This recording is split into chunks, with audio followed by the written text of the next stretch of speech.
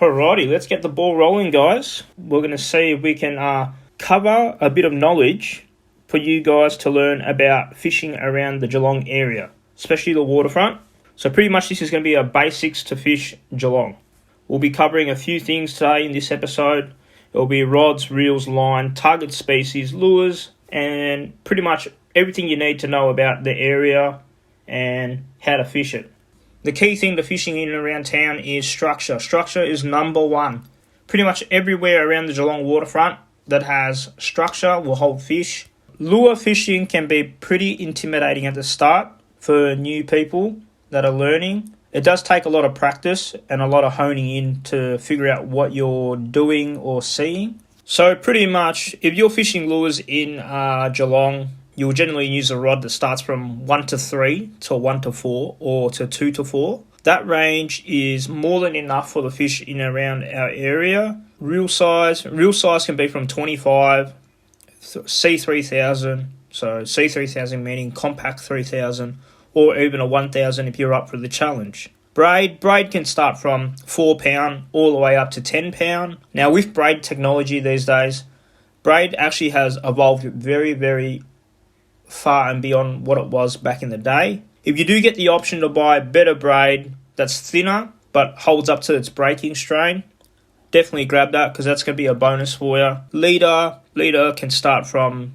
pretty much the same, 4 pound all the way up to 10 pound.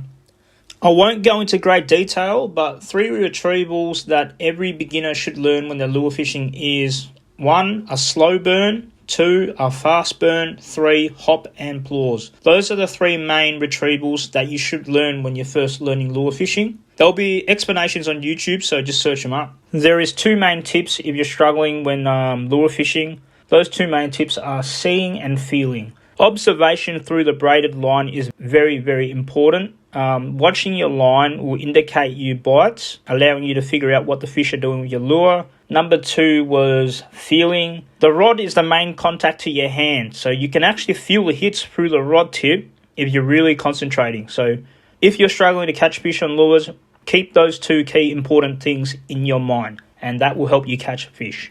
So let's talk about jig heads and soft plastics. If you're new to soft plastics, I'd recommend a 1/8. So the 1/8 should be more than enough for beginners to use. 1/8 allows you to pretty much feel the bottom at a good pace. Obviously, the lighter you go, the better it is for our area, especially when we're fishing in structure, boats, pylons and all that. We actually generally want to fish about a 16th. 16th will allow the soft plastic to drop slowly through the water column. Generally with the snapper or the pinkies, they take it on the drop, right? So if you're fishing in 3 meters, 1/16, allow the plastic to drop to the bottom slowly as possible and they'll take it.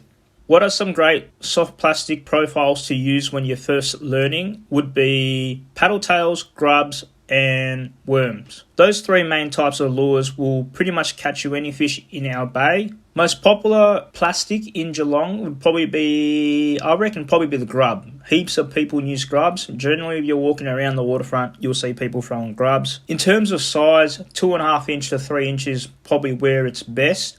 Aussie salmon. So Australian salmon. Australian salmon's a big one for us because we get it all year, pretty much all year round. Cooler months, warmer months, yeah, pretty much the whole get up. Aussie salmon doesn't really matter much. You can use 1/16 all the way up to 1/4 with the jig heads. You can catch them on hard bodies. Daiwa double clutches are really good, 75mm to 95mm. With a 95mm, I'd probably take off that middle treble just so it's a cleaner hookup rate. Technique-wise, with retrieval, look, if the school's in and there's plenty of them, you can just wind the lure straight in towards the school and they'll eat it straight away. If they're not around, though, a couple of twitches and applause. So twitch with the rod tip down and applause every now and then will actually entice them to bite. So just keep twitching, applausing, and you should be able to get them. Metal slugs is another one you can use. About the 20 gram is probably the sweet spot, 20 to 15. Cast it out into the school and just wind it in slowly and you should be able to get them. Look, if you're not into lure fishing and you prefer bait fishing, fishing unweighted is a great way to fish around structure. Half a pilly, full pilly, 2.0 hook or 1.0 hook, snelled, that will do you the job. You'll catch snapper, pinkies, pretty much everything on that kind of type of rig. Unweighted, cast it out to tight areas, let it loft in the water column, let it sink to the bottom. Watch that slack line straighten out. As soon as that slack line straightens out, you have a fish on. So all we do is flick the bail arm over, wind up the slack, set the hook, and you should be on.